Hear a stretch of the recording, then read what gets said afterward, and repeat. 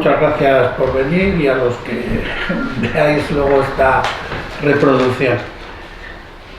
De los 4 temas que vamos a hablar, los 4 sabios griegos que vamos a elegir, hemos hablado ya de Aspasia, hablaremos de Epicuro y de Hipatia. Hoy vamos a dedicar el tema y la tarde a Sócrates, con el título de Vida y Verdad. Luego veréis por qué he titulado así la figura de Sócrates. Sócrates, a mi modo de ver, es la mala conciencia de la cultura europea. Hay culturas que tienen ciertos personajes que están perfectamente culturalizados y perfectamente integrados en su cultura, pero que desde dentro destrozan, por así decirlo, las normas de su propia cultura, o por lo menos las tradiciones de su propia cultura. Un caso bastante conocido es Buda. Buda vive la tradición védica a tope, absolutamente a tope, y este hombre se pasa la primera parte de su vida, o cuando él se convierte en un eremita, hace sacrificios y mortificaciones absolutamente ingentes, hasta que se da cuenta que la mortificación y el modelo de mortificación que los Vedas llevan no tiene ningún sentido para él, y desde dentro mismo de la cultura védica, una vez asimilada totalmente en sus concepciones, Buda decide simplificar y dice: la mortificación no lleva a ninguna parte, lo que lleva a una parte es siempre querer las cosas, pero con desapego hacia ellas. Esto es una figura, a mi modo de ver, típica, que destroza la cultura védica dentro de la cultura védica, no desde fuera, porque se le puede criticar una cultura desde fuera. Otra figura, para nosotros mucho más conocida, es Jesús de Nazaret. Jesús de Nazaret es un judío arquetípico, absolutamente típico. Incluso tiene, según dicen los historiadores, la última parte de su vida, no la de que dedica a la predicación, sino cuando una vez muere su padre, se retira al desierto de Jerusalén con los esenios, se impregna totalmente de la cultura judía, hasta el punto de que la gente, cuando él empieza a predicar, lo llaman rabí, es decir, la figura del sabio y más respetada por antonomasia dentro de la cultura judía. Entonces, desde esa perspectiva y siguiendo la tradición judía, ¿qué es lo que hace Jesús de Nazaret a los judíos? Decirles: vosotros que estáis pensando siempre en Yahvé, no tenéis realmente la imagen del Yahvé auténtico, porque el Yahvé auténtico no es un justiciero, Yahvé auténtico es un padre. Y entonces cambia desde dentro la tradición judía. A Buda le aceptaron, a Jesús de Nazaret no le aceptaron los judíos, pero la tradición luego europea siguió otros caminos. Bueno, pues yo creo que con Sócrates ocurre algo parecido o equivalente. Sócrates es un griego por antonomasia, no solamente conoce la cultura griega suya tradicional, él mismo dice que se ha dedicado hasta un momento determinado de su vida a estudiar filosofía, la concepción del mundo, y en segundo lugar lo que hace en un momento dado es cambiar de actitud y poner en cuestión desde la misma tradición griega la propia tradición griega. Pero como Sócrates es una figura que ha pervivido en la cultura europea, esta actitud de crítica de Sócrates frente a la tradición griega se ha convertido también, a mi modo de ver, en una crítica a la propia tradición europea occidental. Por eso, a mi modo de ver, la figura de Sócrates es una figura inquietante, es una figura admirable realmente. Decimos, cómo un hombre puede dar la vida por las ideas que tiene o por la falta de ideas que tiene en el caso de Sócrates presuntamente, y al mismo tiempo nos está diciendo que nuestra vida no corresponde o no debe corresponder con lo que realmente estamos viviendo. En ese sentido, la figura de Sócrates es, según él mismo se define para la ciudad de Atenas, un tábano, es un personaje que nos inquieta, es un personaje que nos lastima de alguna manera, que nos mantiene vivos. A mi modo de ver, hay dos grandes sucesos en la vida de Sócrates, y vamos a empezar por uno. Bueno, una observación antes de empezar la vida de Sócrates. Yo voy a hablar del Sócrates platónico, las dos fuentes básicas, pero hay muchas más. Para conocer a Sócrates son Platón y Jenofonte. Pero probablemente, y luego socráticos menores, pero probablemente si solamente hubiera sido Jenofonte, conocerían a Sócrates pues 4 eruditos del mundo antiguo. Pero Platón lo que hizo con Sócrates fue, a mi modo de convertirlo en un mito histórico.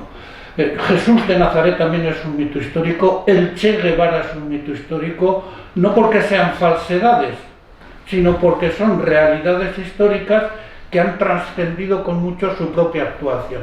Y yo creo que ese fue el talento de Platón, no solo percibir la trascendencia de Sócrates, sino además, digamos, percibir la trascendencia histórica en su momento, sino además, y reivindicarlo, claro, sino además convertirlo en una figura que trasciende cualquier época histórica, cualquier momento histórico. Y como yo creo que el Sócrates que ha pasado en la historia y que es el que influye en nosotros, es el de Platón, yo cuando hable de Sócrates voy a hablar del Sócrates que aparece en Platón, en los diálogos de Platón, sobre todo en los diálogos de juventud. Entonces, a menos que en algún momento dado mencione otras fuentes, pero en principio mi Sócrates es el Sócrates de Platón. Entonces no voy a funcionar tanto como historiador tradicional, sino realmente como una persona que se enfrenta a una figura y a ver qué es lo que puede hablar con él, a ver qué es lo que puede, o sea, qué partido puede sacarle a esta figura. El primer gran hecho histórico de la vida de Sócrates es el oráculo de Delfos. El oráculo un amigo de Sócrates va a consultar al oráculo de Delfos y, para sorpresa suya, el oráculo de Delfos le dice que Sócrates es el más sabio de todos los griegos. Es el texto número 2. Vamos a... ahí tenéis, las traducciones las he hecho yo, pero en fin, ahí tenéis el texto, ¿no? El 2 dice: testigo de mi sabiduría, si es que tengo alguna y de qué tipo, os aportaré al dios de Delfos. Sin duda conocéis a Querefonte. Era compañero mío desde su juventud y compañero también de muchos de vosotros, y protagonizó la consulta esta y la compartió con vosotros. Y ya sabéis cómo era Querefonte, cuán impetuoso en todo lo que emprendía. Pues bien, un día, yéndose a Delfos, se atrevió a preguntar a la divina: por favor, señores, no os alteréis por lo que os voy a decir. Preguntó, digo, si había alguien más sabio que yo. Pues bien, la Pitia respondió que no había nadie más sabio. Y sobre esto, su hermano lo podrá testificar, puesto que él murió ya.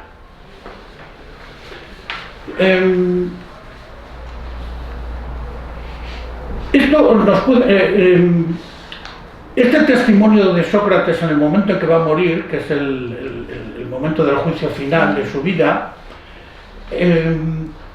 plantea una cuestión, a mi modo de ver, que se ha tenido poco en cuenta cuando se habla de Sócrates y cuando se habla de ciertas costumbres griegas, que son las del oráculo.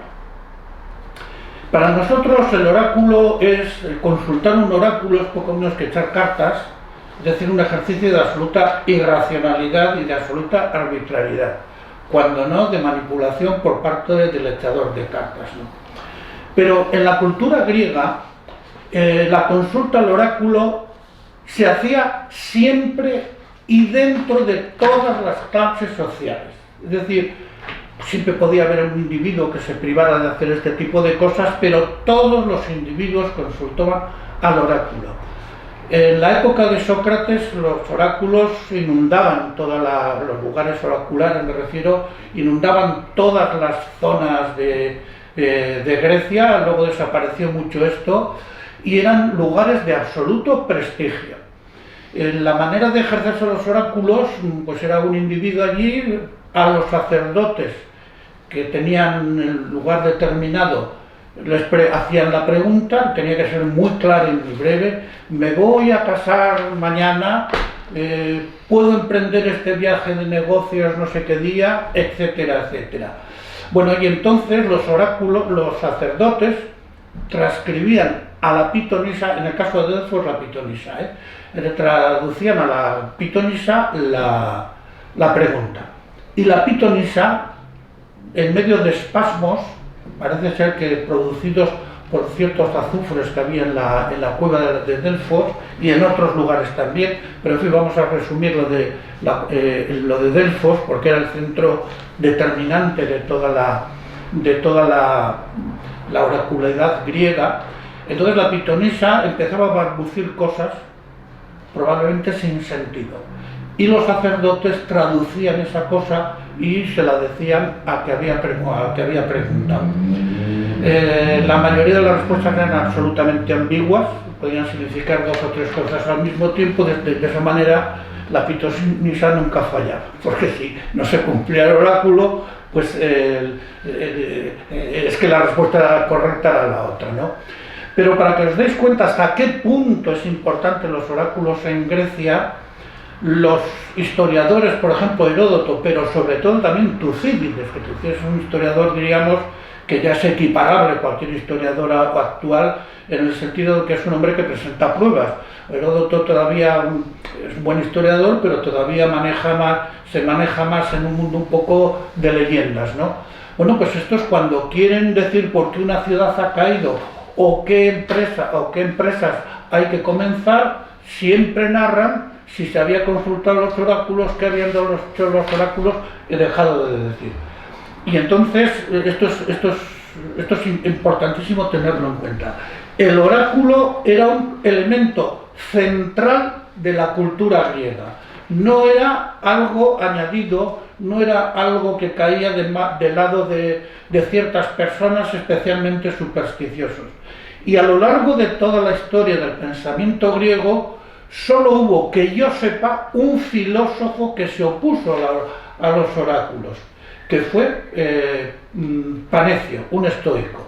Y sin embargo su alumno Posidonio, otra de las grandes figuras poco conocidas del mundo griego, otro de los grandes sabios, dedicó todos 5 libros a hablar de los oráculos y a justificar el valor de los oráculos, a dar una justificación de tipo naturalista, de tipo filosófico, de tipo histórico, etcétera, etcétera. Entonces diríamos, durante toda la tradición griega, los oráculos fueron un aspecto central de la vida griega. Entonces, cuando el oráculo de Delfos, que es el núcleo que aunaba a las distintas tradiciones y a las distintas ciudades griegas, dice Sócrates es el hombre más sabio, claro, todo el mundo se queda muy sorprendido y el primer sorprendido es Sócrates. ¿Y por qué aduzco yo esto? Pues porque la vocación, o mejor dicho, la herencia que los occidentales tenemos de la filosofía de Sócrates se la debemos al oráculo de Delfos. Cuando Sócrates dice, ¿cómo es que yo soy el más sabio de Grecia? Pero es que Anaxágoras, pero es que Pitágoras, pero es que todo este tipo de gente no son verdaderamente sabios. No son estos los que nos están diciendo cómo es la naturaleza. Sócrates se sorprende y entonces dice, bueno, quiero saber, recordar la historia, quiero saber por qué yo soy el hombre más sabio, y entonces empieza a preguntar. Y es cuando se crea realmente la filosofía dialógica, la filosofía de Sócrates. Entonces, Sócrates era ya filósofo, porque él mismo dice, en un diálogo de Platón, dice, yo me había dedicado mi vida a estudiar los astros, etcétera, con Anaxágoras y demás, pero a partir de este momento me dediqué realmente a preguntar. Bien. El diálogo de Sócrates, vamos ahora a detenernos un poco en qué es realmente un diálogo. Un diálogo, obviamente, el de Sócrates, porque hay muchos tipos de diálogo. Está el diálogo comercial, que es el regateo o no regateo, está el diálogo de la conversación cotidiana, de pasarlo bien, etc. El diálogo de Sócrates, vamos a decirlo, es un diálogo filosófico, pero también hay muchos diálogos filosóficos de mucho tipo. Vamos a intentar precisar un poco este concepto porque es, a mi modo de ver, la verdadera herencia de Sócrates a la cultura occidental, lo que es el diálogo. Bueno, en primer lugar, el diálogo se ejerce en la vida cotidiana. Esto parece una trivialidad. Sócrates va a la plaza, no se mete en una academia o no se mete en un despacho, como habían hecho algunos sofistas, no, él va a la plaza y habla con la gente, con los... Esto indica una cosa que es también importante y sobre la que luego volveré, y es que la vida cotidiana es el lugar de la filosofía, o sea, no es otra. Es decir, la filosofía no es un saber académico para Sócrates. El sentido de la vida no tiene que ver con libros o dejar de tener libros, sino que se juega realmente en lo que hacemos todos los días: comer, beber, hablar, charlar, estar con los amigos o dejar de estarlo, querer o no querer. De modo que este es el primer rasgo del diálogo socrático, que es un diálogo que nace y se ejerce en la vida cotidiana. Luego precisaremos esto. Bueno, en segundo lugar, Sócrates especifica con toda claridad los requisitos de un buen diálogo. Ya entramos en un terreno más específicamente filosófico, ¿no? Es el texto número 3. Vamos a leerlos porque ahí los dice en el Gorgias. Está discutiendo con Calícles, un personaje, una especie de una especie de un representante del poder por el poder y de el fin justifica los medios, aunque no hay en ningún diálogo de Platón semejante afirmación. De hecho, Calícles es ese representante, ¿no? Pues dice así, Sócrates le está diciendo: bien sé que si estás de acuerdo conmigo en las opiniones que mantiene mi alma, estas han de ser verdaderas. Pues reconozco que quien ha de ser probado con suficiencia si su alma vive rectamente o no, debe poseer 3 cualidades que tú posees: ciencia, benevolencia y franqueza. Me encuentro a muchos que no son capaces de probarme porque no son sabios como tú. Otros son sabios pero no quieren decirme la verdad por no preocuparse de mí como tú. Y estos 2 extranjeros, Gorgias y Polo, son sabios y son mis amigos, pero carecen de franqueza y son más vergonzosos de lo conveniente. Es que el diálogo ha comenzado hablando con Polo, luego con Gorgias y finalmente termina con Calícles. ¿Por qué?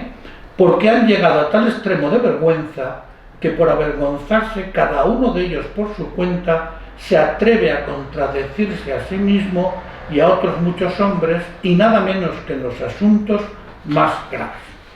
De modo que los 3 requisitos fundamentales para que haya un diálogo de tipo socrático, los menciona ahí, son la episteme, eunoia y parresía, o sea, ciencia, benevolencia y franqueza. ¿En qué consiste la ciencia? Bueno, la ciencia de Sócrates no es la enciclopedia de conocimientos sobre el mundo, sobre lo que deja de ser o no ser el mundo. La ciencia de Sócrates consiste en una actitud racional ante el mundo, es decir, que cuando uno hace una afirmación o 2 o 3, no se contradigan entre sí. Esto es una actitud. Cualquiera que sea la afirmación que hagas y cualquiera que sea el ámbito en que, sobre el cual estés hablando. Otra característica de la ciencia es que en un diálogo no se trata de vencer al contrario, ni de vencer ni de ser vencido. La palabra vencer no tiene nada que ver con el conocimiento. Aquí el único que vence, por así decirlo, es el logos, es la discusión, que está siempre por encima y digamos, ir guiando a los propios interlocutores. Y por otro lado, ciencia es también la coherencia personal. Es decir, que si yo sostengo que la justicia es esto, mi comportamiento esté de acuerdo con esta afirmación. Y si yo sostengo que la valentía es esto otro, mi comportamiento sea también valiente, en cualquiera de los ámbitos. Son 3 rasgos definitorios que marcan la postura de Sócrates en un diálogo. O sea, ciencia no confundáis nunca con conocimientos enciclopédicos. Esta noción de ciencia obviamente va a pasar a toda la tradición griega y luego a y sobre todo en Platón. Platón luego la va a sistematizar, la distinción entre ciencia y opinión. Pero bueno, lo que me interesa es, primer rasgo, para que haya realmente un diálogo y no simplemente un cacareo o un intento de persuadir a otro o de quedar bien. Tiene que haber una ciencia, es decir, un dejarse guiar por el principio de racionalidad, es el principio de no contradicción, y una cierta coherencia entre la vida y la obra. Segunda característica, no basta eso, dice Sócrates, no basta eso. Es necesario que las personas que discuten, en castellano la palabra discutir, me vas a permitir una observación, suena muy mal, porque parece que son dos gallos peleándose, ¿no? En alemán, en cambio, tiene una palabra que es la palabra latín, discutieren. Entonces ellos lo emplean muy bien porque es realmente una controversia o una discrepancia de opiniones que se trata de resolver a base de aducir argumentos, ¿no? Pero en castellano suena muy mal, a ver si logramos eliminar este sentido negativo de la palabra discutir, porque yo no sé qué otra palabra emplear, ¿no? Bueno, pues en un diálogo filosófico de tipo socrático, cada uno de los interlocutores debe reconocer la competencia del otro. Es decir, yo no estoy aquí como un individuo que soy el que tiene la ciencia y tú no sabes nada o sabes muy poco, o te voy a enseñar yo a ti cómo son las cosas o cómo son los temas sobre los que vamos a hablar. No. El reconocimiento de la competencia del interlocutor es un requisito fundamental. Es decir, el interlocutor es tan sabio como yo, o tan poco sabio como yo, me es igual, pero tiene las mismas capacidades para intervenir en un diálogo que yo. Y viceversa, obviamente esto siempre es viceversa, ¿no? Otra característica de la benevolencia es estar dispuesto a aprender, obviamente. Si el otro se maneja también por la ciencia, puede decirme a mí cómo son las cosas o cómo no son las cosas, porque el otro sí conoce el logos y yo en este aspecto pues no, o estaba equivocado. Entonces la disponibilidad al aprendizaje es otro rasgo típico del requisito de benevolencia. Y obviamente el tercero elemento de la benevolencia, si se puede decir así, es incluso la capacidad de querer mejorar al interlocutor, no de vencerle. Es decirle, mira Sócrates, estás equivocado, aquí el diálogo de Sócrates es bastante claro, he discutido con los otros pero no me dicen en qué tengo que mejorar, no se atreven. Entonces diríamos, la benevolencia es la intención de mejorar al interlocutor por ambas partes, obviamente, es otro requisito de la interlocución. Y finalmente, la franqueza. La franqueza consiste en decir lo que se piensa, pero ojo, no se trata de decir lo que se piensa psicológicamente. Yo puedo estar pensando, este tío es muy antipático, este tío es muy guapo, este tío es muy feo, etcétera, este tío o el interlocutor o esta tía, quien fuera. No, se trata de franqueza en decir las opiniones que uno tiene. Es decir, si yo opino que la justicia no consiste en dar a cada uno lo suyo, dilo. Y si opino que la justicia es dar a cada uno lo suyo, dilo. Pero por mucho que a mí eso me guste o me disguste, esto es un asunto de tipo psicológico. Entonces la franqueza es expresar las opiniones y no callarse ninguna. Esto es trascendental, y en la gente, en la vida cotidiana hoy día, normalmente no se suele distinguir el aspecto psicológico de la franqueza del aspecto noseológico, aspecto teórico de la franqueza. Hablas con uno y te dice, no, es que yo soy muy franco, y te ha hecho un insulto de mucho cuidado. Eso no es franqueza, eso es grosería, esto es otra cosa completamente distinta, o grosería o elogio, en fin, son cosas distintas. La franqueza consiste en decir las ideas que uno tiene y obviamente decirlas y no quedarse con ellas. No quedarse con ellas, no reservárselas. Pero es que al decir las ideas, la otra dimensión de la franqueza es que uno tiene que decir las que verdaderamente tiene. O sea, no decir la gente piensa que... No, ¿tú qué piensas sobre este tema? ¿Qué piensas sobre la virtud? ¿Qué piensas sobre la valentía, la sofrosina, etcétera? ¿Qué es lo que piensas? De esta manera, el interlocutor se identifica realmente con las ideas que él está expresando. Esto es muy típico en las discusiones actuales. Estás discutiendo con algo y te dicen, bueno, esto será lo que tú piensas. Pues claro, afortunadamente es lo que yo pienso, no lo que piensa el vecino, si no, no tiene ningún interés. Mi vecino puede pensar exactamente igual que yo, pero cuando alguien nos diga esto, decirle, es que es así, por eso estoy discutiendo, porque si no, ¿qué interés tiene discutir opiniones de otros? En una discusión razonable, no en una discusión de peleas, que son otra cosa distinta. Al identificarse con los valores, es decir, cuando un interlocutor dice lo que piensa realmente sobre las cosas, esta dimensión de la franqueza es una dimensión siempre política, porque las cosas sobre las que discute Sócrates no son, repito, naturales, físicas, sino siempre el ámbito social, el ámbito de la vida cotidiana. ¿Estás preocupado por tus hijos? ¿Estás preocupado por darles educación? ¿Estás preocupado por si vas a la guerra o no vas a la guerra? Entonces diríamos, la franqueza es la dimensión política de una discusión. Política no de partido, sino dimensión comunitaria. Mientras que el otro, la ciencia y la beneficencia, son dimensiones más personales, más individualizadas. Y al identificarse también con las ideas que uno tiene y exponerlas, obviamente uno va adquiriendo conciencia a lo largo de la discusión de las propias ideas que tiene. Es otra función que tiene el diálogo, el autoconocimiento y la autoconciencia, y por tanto también la autocorrección posible. Y finalmente la otra dimensión del diálogo, a mi modo de ver, de la franqueza, quiero decir, es la crítica cultural. Y vamos a hablar de otro aspecto del diálogo que a mí me parece fundamental, porque es lo que acabo de mencionar. ¿En qué sentido el diálogo es una crítica cultural?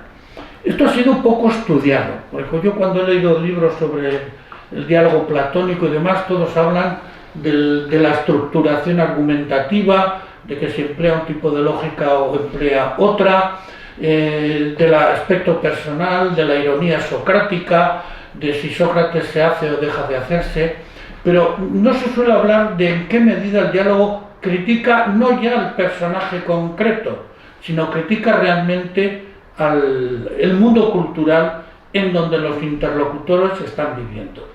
Vamos a decir entonces un par de cosas sobre el diálogo como crítica cultural. Luego veremos otros aspectos también del diálogo. ¿Qué es la cultura de un país? De cualquiera. Es el trasfondo en que nos movemos.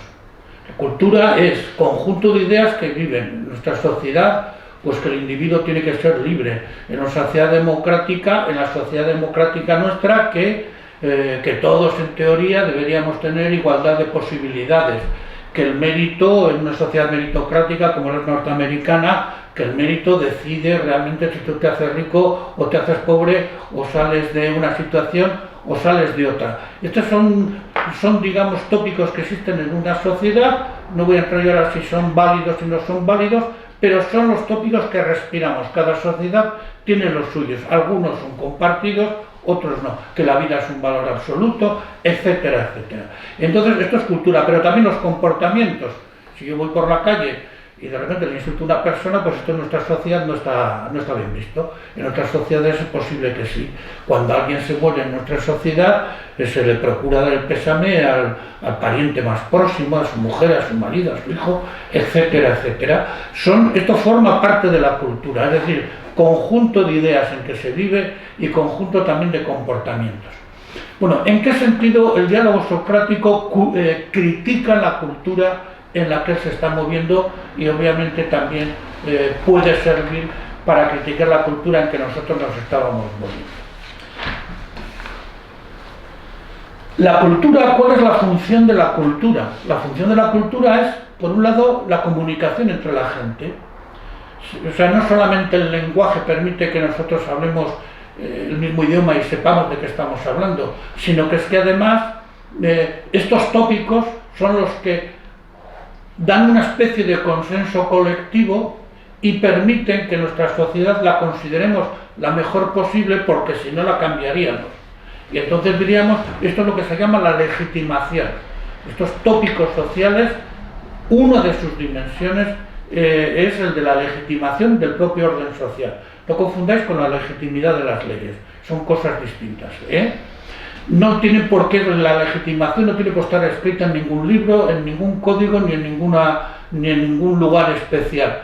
Y la conciencia de la legitimación pues es muy distinta. Yo me imagino que un jurista es muy consciente de los criterios de legitimación, un filósofo también, una persona que va a comprar al Corte Inglés los fines de semana, pues probablemente no, o lo viva tranquilamente, y no es un desprecio. Cada cual tiene, diríamos, tenemos, según los intereses peculiares de cada cual, según la profesión de cada cual, tiene una conciencia determinada de qué elementos legitiman el orden social en que vive y por tanto cuáles elementos puede aceptar y cuáles son de alguna forma rechazables.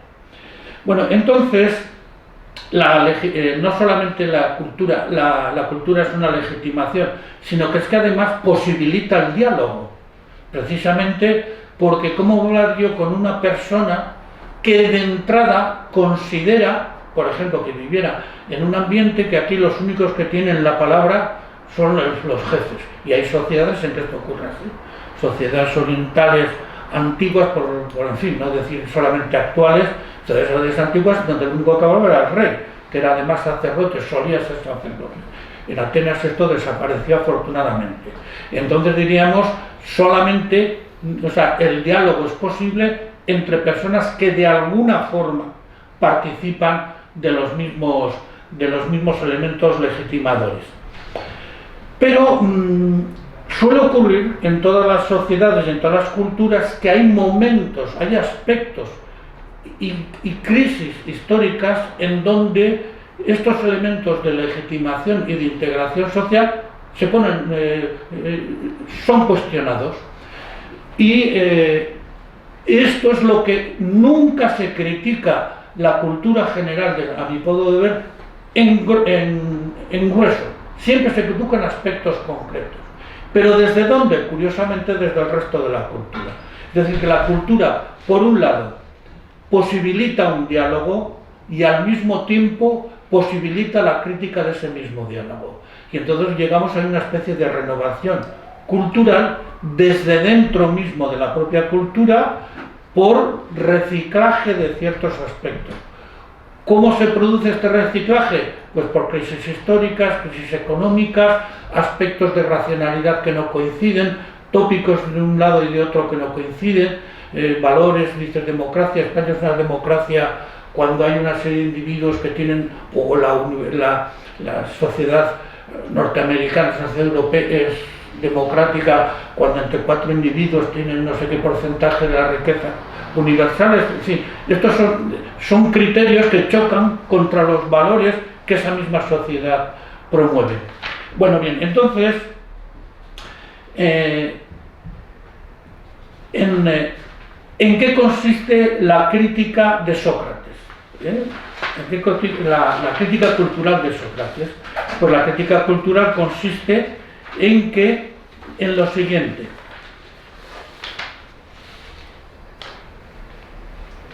Cuando Sócrates cuestiona a un individuo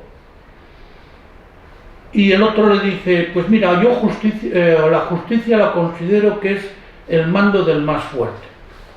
Bien, ha sido franco, ha dicho lo que ha pensado, basado en sus conocimientos, en este caso la experiencia de la vida social, y al mismo tiempo, porque quiere prevenirle a Sócrates en concreto, dice: Sócrates, te estás metiendo en un terreno que vas a terminar con la muerte, como así terminó. Bien, y entonces Sócrates le cuestiona, y le dice: no, pero es que eso no es justicia, verás. Y entonces empieza a discutir con él. Porque eso es una crítica cultural de Sócrates, no ya del propio Calícles. Pues porque Calícles, ya os he dicho antes, se ha identificado con esa idea. Y esa idea es la imperante en la Atenas de su tiempo. Entonces, al criticar a un individuo, no le critica como persona, sino que está criticando lo que ese individuo representa. no en su actuación, sino en este caso en sus ideas.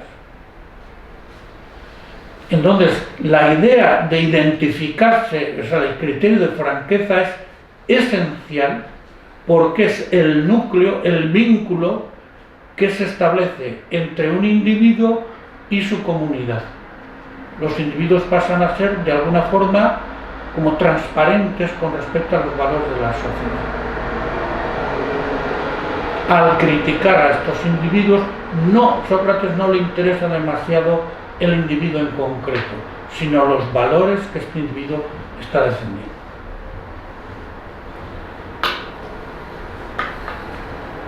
En ese sentido, el diálogo es realmente una crítica cultural. Recordar cómo Platón, los diálogos iniciales de la juventud de Platón critican todo tipo de valores de la sociedad ateniense, ¿no?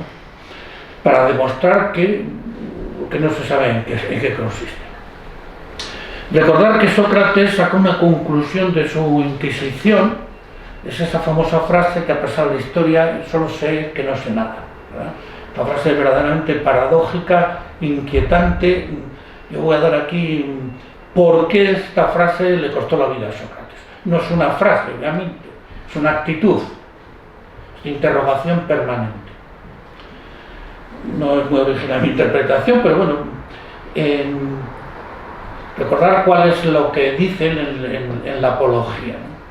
Me di cuenta que los demás hablaban de valores, de valentía, etcétera, y no sabían realmente lo que era. Dice, y yo era consciente de que no sabía, pero es que ellos no eran conscientes de eso. Dice, por eso yo no sé nada, pero soy consciente de que no sé nada. Esto es la interpretación que da Sócrates. Bueno, pero ¿por qué esta afirmación puede llevarle a uno a la muerte? Es que esto es lo que me llama la atención, ¿no? Pues a mi modo de ver, porque rompe las certezas cotidianas. Es decir, una sociedad no puede vivir sin certezas, sean las certezas verdaderas o falsas. Es decir, se pueden juzgar desde fuera, te sitúas fuera de la sociedad nuestra actual y tú puedes criticar todo lo habido y por haber. Pero viviendo en la vida cotidiana, una comunidad tiene siempre unas certezas. Dicho de otra manera, tiene que tener siempre pautas que se den por hechas, que se den como verdaderas, comportamientos que se den por justificados, expectativas sobre lo que yo tengo sobre otros. Pero claro, cuando Sócrates dialogó con un militar, representante de la valentía, y no sabe qué es la milicia, una dimensión absolutamente esencial en el mundo griego, que estaban todo el día peleando unos con otros. Cuando habla con un sofista que dice que se dedica a enseñar y resulta que no sabe lo que es la enseñanza ni lo que es la educación, cuando comienza a hablar de otro valor ateniense y griego, la sofrosina, que yo no sabría cómo traducir esto, ¿no? No, es prudencia, es templanza, es saber estar, probablemente es una palabra muy bonita, saber estar y saber conducirse en las circunstancias, ¿no? Y te das cuenta que le presenta como prototipo un individuo de estos y tampoco tiene ni idea realmente en qué consiste.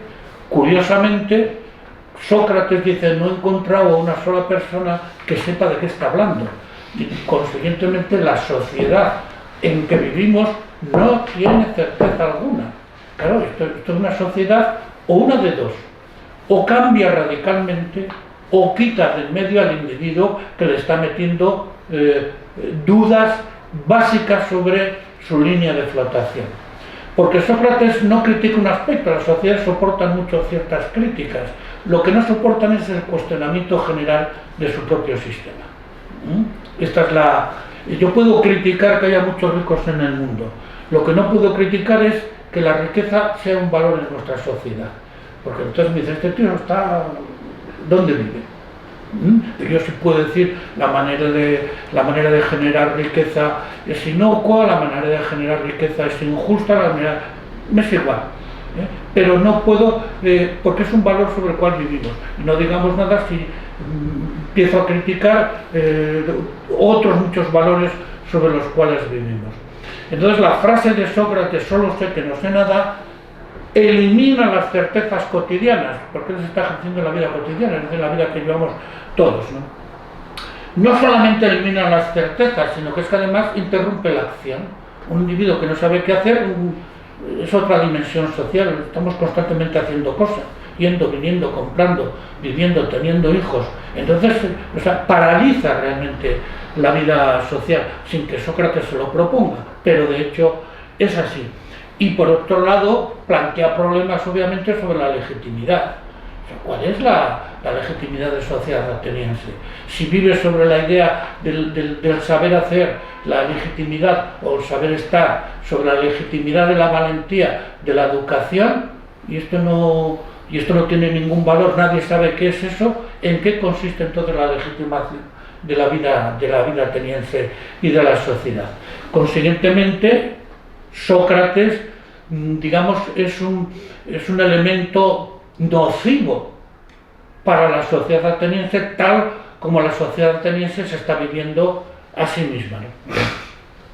Porque no se cuestionan individuos, insisto, sino que se cuestionan los valores mismos sobre que está basada una sociedad, en este caso la sociedad ateniense. Bueno, pero es que el diálogo, esto es diálogo como crítica cultural, es una de las dimensiones del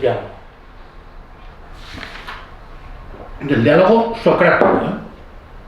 Otra de las dimensiones del diálogo es una forma de vida. Y esto es también interesante entenderlo.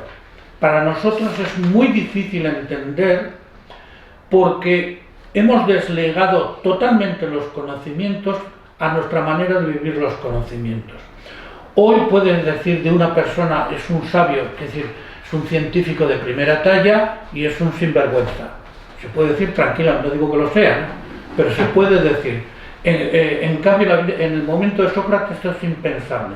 Si eres realmente un científico, lo que ellos llaman científico, si eres un sabio, tu vida, por el principio de coherencia que he mencionado antes, debe responder a ese comportamiento. O sea, no eres sabio, eres otra cosa. Eres un enciclopedista, serás un sofista, pero no eres realmente un sabio, es decir, no eres un modelo de vida. En el mundo de Sócrates esto es impensable, en nuestra sociedad sí. Bueno, pues entonces Sócrates propone como modelo de vida, es decir, como modelo de sabio, frente al pitagóricos, frente a Aspasia, de alguna forma, no frente a Aspasia, pero lo digo porque Aspasia representa otro tipo de sabiduría y veremos otros modelos de sabiduría, el pasarse la vida discutiendo y hablando. Este es lo que a nosotros también nos llama mucho la atención en Sócrates, ¿no? Y él lo dice en el texto 1, dice, este es el mayor bien del hombre, discutir cada día sobre la valía, él dice arete, sobre la valía y sobre las demás cuestiones sobre que me venís oyendo dialogar, y examinarme a mí mismo y a los otros, pues una vida sin examen no es digna de vivirse para el hombre. Una vida sin examen es obviamente una vida en donde tú no te confrontes con otro en el sentido que he dicho antes y el otro te esté diciendo tienes razón, no tienes razón. En el fondo, una vida dominada por el logos, dominada por la interlocución. Yo he traducido valía porque recordad la palabra arete,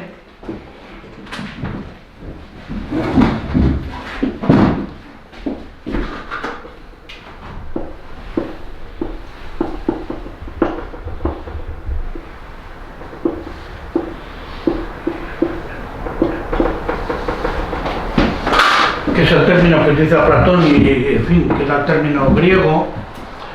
Cuando se traduce por virtud en castellano tiene algunas limitaciones muy fuertes y se presta a confusión, porque para nosotros virtud es un término exclusivamente moral, de la restricción, y en Grecia no.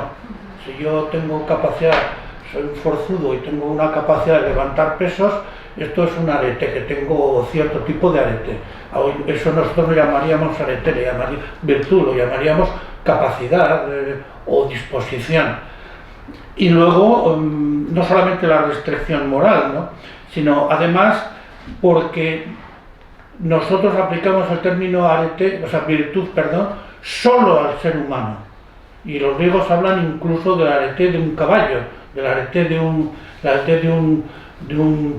yo qué sé, de una guadaña, etcétera, etcétera. O sea, son, digamos, las capacidades o los modos que tienen de funcionar las cosas.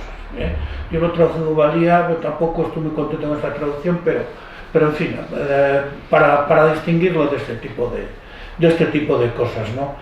Entonces, Sócrates aquí propone, o resume más bien, el modo de vida que él ha llevado, es decir, la vida discutiendo sobre qué es uno en la vida, sobre cómo puede conseguirlo y poniendo a los otros como necesarios para este autoconocimiento como prototipo realmente de felicidad. Esto es lo que propone Sócrates.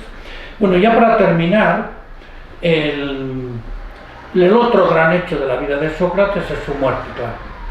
Pero su muerte, el modo de morir, que está reflejado en el diálogo de Platón, en la apología, ¿no? Recordar cómo le acusan de dos delitos presuntos, que son corromper a la juventud y introducir nuevos dioses en la sociedad ateniense. Él se defiende diciendo: yo corromper a la juventud, conmigo han venido todos los que han querido, y lo que he procurado es sacarles de lo que ellos tenían dentro, o sea, yo no les he enseñado nada, la famosa mayéutica, ¿no? No voy a insistir en este tema, ¿no? Dice, pero luego lo de introducir nuevos dioses, recordad que estos también le acusan a Aspasia, porque es que formaban parte del mismo círculo, y tiene que ver, parece ser, con la idea de que la gente del momento que vive Atenas y Grecia creen que los astros son poco menos que dioses, son astrólogos de alguna forma, ¿no? Y Sócrates y Anaxágoras, toda esta gente dice: no, estos son piedras incandescentes, más o menos lo que pensamos nosotros, ¿no? Bueno, pero lo que sí me resulta interesante es, para concluir, es lo siguiente, y es que la actitud de Sócrates es antirreligiosa por esencia. Esto yo quiero subrayarlo. Sócrates dice, no, yo he cumplido siempre todos los ritos de la sociedad ateniense. Y en el Eutifrón, es un diálogo conexionado, describe el momento antes en que va a entrar a ser juzgado, él habla de la piedad y dice esto exactamente, que ha cumplido todos los ritos. Desde el punto de vista entonces del cumplimiento por parte de Sócrates, Sócrates es un hombre religioso típico de la Atenas de su tiempo. Pero lo que es antirreligioso por esencia es la pregunta. Es decir, la actitud de Sócrates es antirreligiosa sin que él lo sepa. ¿Por qué? Porque la pregunta cuestiona, o sea, la pregunta pone en duda sobre las cosas, sobre la certeza. Mientras que la actitud religiosa lo que hace es exigir obediencia. La actitud religiosa dice: hay una palabra, hay unos seres sobrenaturales, superiores a los hombres, que quizás les han dado la vida, que quizás superiores a los propios hombres, es decir, que son eternos, etc. Y cuando uno de estos hombres te habla, o los dioses te hablan, o alguien que les representa te habla, entonces los hombres tienen que obedecer. La actitud del hombre religioso es la de acatamiento, la de la obediencia. La actitud filosófica de Sócrates es la de decir: bueno, ¿y esto a qué viene? ¿Y esto a qué viene? ¿Y esto es así o esto no es así? Entonces Sócrates es un individuo que, sin querer, probablemente igual él ni siquiera se entera de esto, aunque en los diálogos aparecen claras manifestaciones de crítica a mitos, pero esto era muy típico en Grecia, o sea, los mitos no tenían ningún grado de ortodoxia, ¿no? Pero entonces, digamos, la actitud de Sócrates en cuanto cuestiona las vivencias y las creencias de todo tipo, no ya las religiosas, es necesariamente a medio plazo una cuña en una mentalidad religiosa, y eso forzosamente a medio plazo tienen que eliminarla. Conclusión, por eso, es, a mi modo de ver, aunque la conclusión es muy triste, a la sociedad ateniense, cuando le mata a Sócrates, desde el punto de vista formal probablemente no tiene razón, porque no logran dar ninguna prueba de lo que le están acusando, y desde el punto de vista entonces formal, jurídicamente esto no tiene ni pie ni cabeza. Sin embargo, desde el punto de vista histórico es significativo, porque dan en el clavo. La sociedad ateniense se da cuenta de que de cierto tipo de actitudes violentan e impiden realmente una vida social. Y una vida social, en este caso, representada por el mundo religioso y por el mundo de los valores concretos que esta sociedad representa, ¿no? En este sentido, Sócrates representa, yo diría, la Atenas posible, la Atenas que, si se hubieran cumplido sus ideales, porque Sócrates no predica ideales que no sean los atenienses, él no cuestiona la sofrosina en absoluto, simplemente dice que no sabemos lo que es eso, y entonces no cuestiona los ideales atenienses, mientras que la figura de Calícles representa la Atenas real, es decir, a Calícles le importan muy poco los ideales atenienses, a pesar de que los predica, pero de hecho en su comportamiento es absolutamente contrario a ellos, porque va buscando su propio interés, mientras Atenas dice que la ciudad debe ser el objetivo último, está buscando, diríamos, el dominio sobre los otros, mientras que vive en una sociedad presuntamente democrática, etcétera, etcétera, etcétera. Entonces, diríamos, desde este punto de vista, Sócrates, vuelvo a lo que he comenzado diciendo, es no solo la Atenas posible, sino, a mi modo de ver, una sociedad posible. Sócrates no dice nunca dónde, o sea, cómo tiene que ser una sociedad, pero sería una herramienta imprescindible para intentar construir una sociedad. Bueno, pues con esto ya, yo creo que doy ya por terminada esta charla, y ahora si queréis preguntar algo, pues preguntáis. Y si hay respuesta,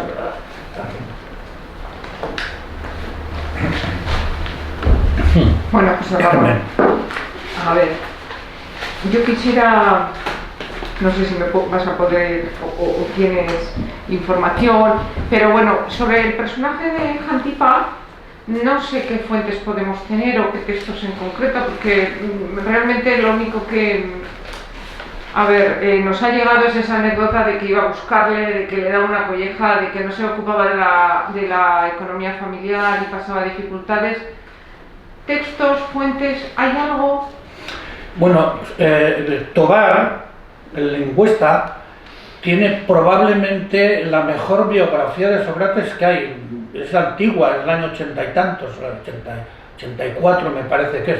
Se titula Vida de Sócrates y está en Australia. No, en Australia no, en Alianza Editorial. En Alianza Editorial. Es un tomo. Creo que la tengo en Australia, no sé. No, Alianza Editorial. Es un tomo muy grueso, ¿no? Y entonces esa obra es muy buena porque maneja no solamente Platón y Jenofonte, sino maneja también, digamos, los socráticos menores como fuente de Sócrates, ¿no? Y es una obra, no tiene relieve filosófico, yo he dado una orientación mucho más filosófica, pero históricamente es muy buena. Y entonces allí habla de Xantipa también. Y entonces parece que ser que sobre Xantipa hay dos versiones. Una es la que aparece en Platón, que era una mujer que estaba dando cierta la carga a Sócrates, que realmente no le dejaba vivir, y que Sócrates sale de casa pues porque no podía vivir con ella, pero también debe haber otra versión que en otras fuentes en que le acusan a Sócrates de ser una persona que abandona a sus hijos y que Xantipa le está diciendo: tú, que estás casado, que tienes tu hijo, no recuerdo cuándo será, y que tienes que ocuparte de ellos. Entonces son las dos versiones. La que ha pasado a la cultura popular es, pues eso, la mujer pesada. Pero no sabemos. Lo que sí es verdad es que Sócrates llega a un momento de su vida en que él no trabaja. Y es que lo dice en el Critón: yo tengo amigos ricos que me pagan la vida y por eso puedo dedicarme a a filosofar.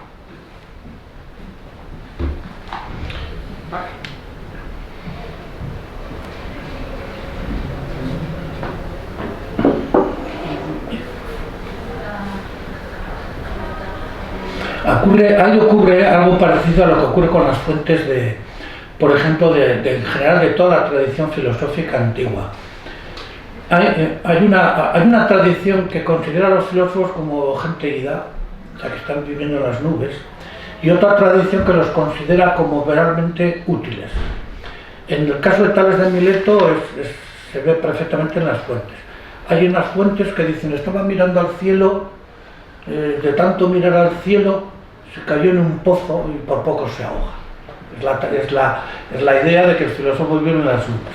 Pero hay otras fuentes que dicen, como este conocía el funcionamiento de la naturaleza, se dio cuenta de que iba a haber un año excelente de cosechas. Entonces compró no sé cuántos campos de olivos y se hizo millonario. Bueno. Entonces no sé cuál de las dos versiones será la auténtica, igual ninguna de las dos, pero ahí se ve, digamos, la mentalidad de los ciudadanos antiguos. Yo creo que en el caso de Jantipa ocurre igual, o sea, es equivalente, ¿no? Y con respecto a la muerte, creo que a mí me llama la atención en Sócrates ese punto que tiene de conexión con la realidad, que parece ser, bueno, tú me lo confirmas, que antes de que se retirara a tomar la cicuta, dijo, oye, por favor no os olvidéis de pagar el gallo que compramos hace unos días. Sí, y eso me llama, es algo que me llamó poderosamente la atención. Creo que lo vi en la obra de teatro de la muerte de Sócrates, del actor Pau, eso es. O Pou. Sí, sí. Eso está en el Fedón. Sí. Fedón es el último diálogo.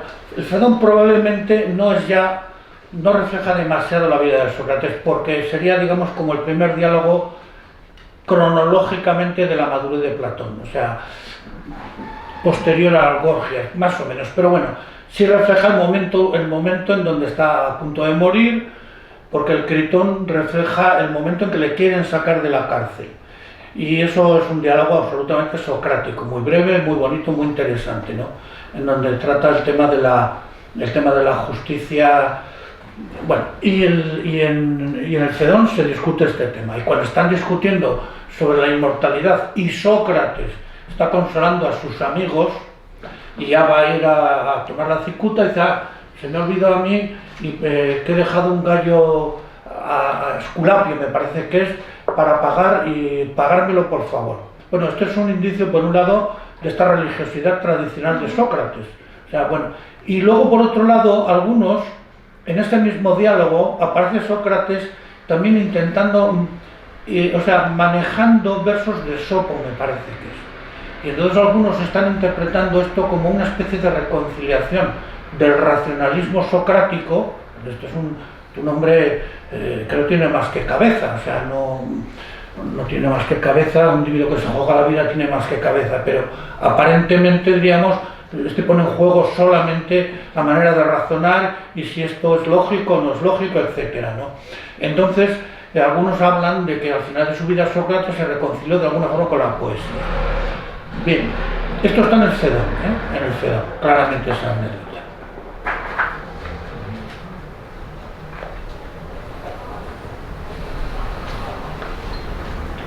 El Fedón pasa por ser literariamente una de las mejores obras de Platón, de los diálogos de Platón, ¿no?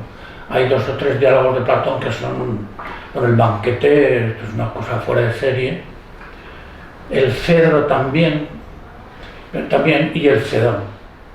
Son, aparte de luego lo que es un influjo, porque claro, el Fedón trata de la inmortalidad del alma. O sea, es un tema típico de la cultura europea, de otras culturas, la ascensión cuerpo y alma. No se debe a Platón esto, porque los pitagóricos fueron los que introdujeron eso, pero ha sido trascendental en la cultura europea el Fedón, ¿no? Bueno, pues, ¿alguna cosa más?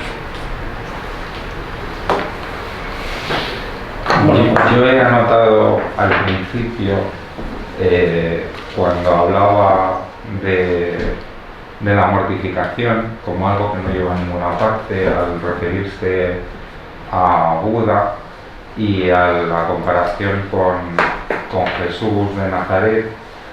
Este Jesús que se impone, esa religión que encuentra su sitio entre los helenos, puede ser precisamente por eso, por la parte esa de mortificación que tiene el judaísmo en cuanto a la circuncisión y demás, que sea más fácil de aceptar esta otra confesión en ese Dios que ha llegado, ¿no? Que está por venir, Bueno, y que no necesita esa marca, Yo no soy experto en este tema, pero vamos a ver. Lo que parece que están todos los historiadores de acuerdo es que cuando Pablo de Tarso, en el primer congreso de los cristianos, decide, o sea, impone teóricamente, que para ser cristiano no hace falta circuncidarse, parece que esto ha sido una decisión histórica trascendental. Es decir, un romano puede ser cristiano sin pasar por la religión judía. En ese sentido, es la conciencia plena que tiene Pablo de Tarso, que era un judío de arriba abajo, la conciencia plena que tiene Pablo de Tarso de que Jesús de Nazaret está instaurando otro tipo de religión en el mundo, u otro tipo de visión del mundo. Esto está claro, ¿no? Pero parece ser también que la discrepancia básica con los judíos no es esa. La discrepancia básica con los judíos está en el mesianismo. Es decir, ¿recuerdas cómo en los evangelios se dice que Jesús es el Mesías? Y luego las cartas de Pablo de Tarso y otros apóstoles reconocen a Cristo como Mesías. Pero ¿qué entiende un judío por Mesías? Para los judíos el Mesías no es una persona, aunque puede serlo. El Mesías es una persona o una institución encargada de liberar al pueblo judío de sometimiento. Un sometimiento que podría ser militar, económico, de pobreza, de mente, de religión.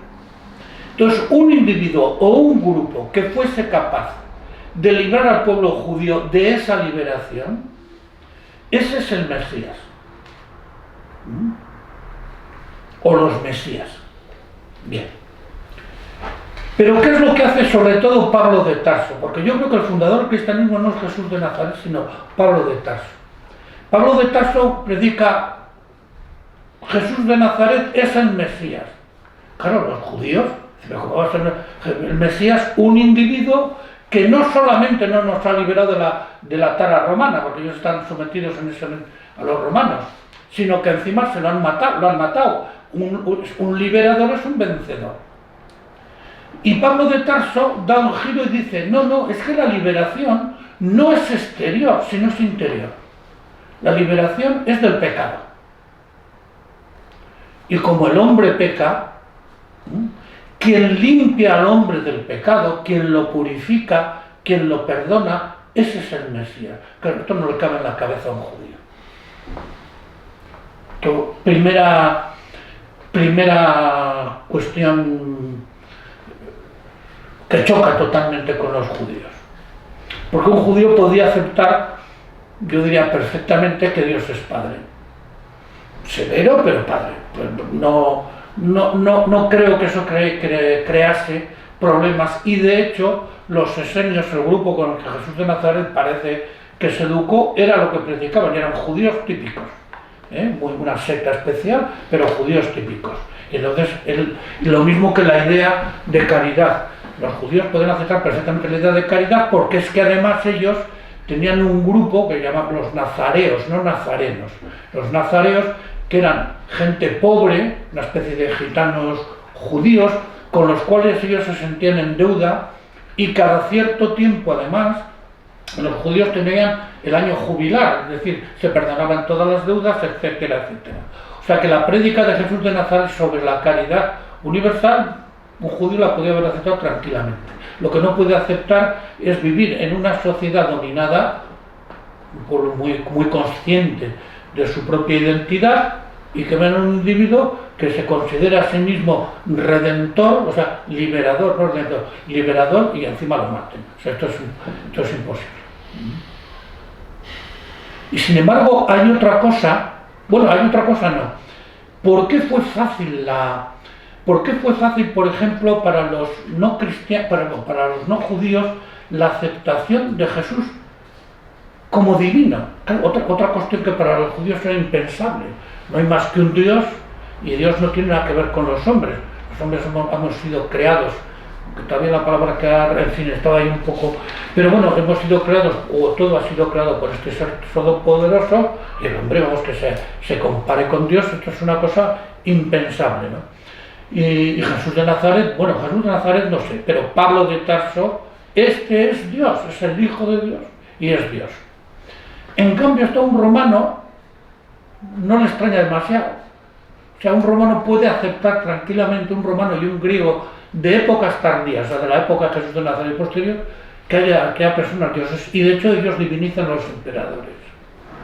Obviamente había que ganárselo, pero no, o sea, no tienen esta distinción clarísima entre el mundo divino y el mundo humano, que para un judío era infranqueable, y en cambio para un romano, repito, bueno, pues, y de hecho recordáis cómo el ebemerismo, el ebemero lo que dice es, no, es que los dioses son hombres convertidos en seres adorables. O sea, esto para un judío no le entra en la cabeza, no puede aceptar semejante cosa, no puede entenderlo. Yo creo que fueron las dos grandes divisiones que impidieron que los judíos aceptaran a Jesús de Nazaret. No la caridad, como a veces se suele decir, no la idea, no la renovación del concepto de la divinidad del Padre, sino la idea de que Él se identifique con el Padre y con Dios. Y la idea del mesianismo interior. Y son las dos construcciones de Pablo de Tarso. Hay una novela de Kazantzakis, que es espléndida realmente, en el clavo, me parece que Cristo de nuevo crucificado, y hay una escena allí, yo no he leído la novela, pero sí vi la película, en donde Pablo de Tarso, hay una escena en que Pablo de Tarso está hablando y tiene una conversación con Jesús de Nazaret. Es una cosa deslumbrante, ¿no? Y porque Pablo no conocía a Jesús de Nazaret, pero es una reconstrucción muy bien hecha. Y Pablo de Tarso le dijo, tú Jesús, tu tiempo se ha pasado, ahora vienen otros tiempos, ahora esto es otra cosa. Y es que es verdad, el cristianismo lo funda Pablo de Tarso. Es el que se da cuenta de Jesús de Nazaret y al mismo tiempo lo magnifica.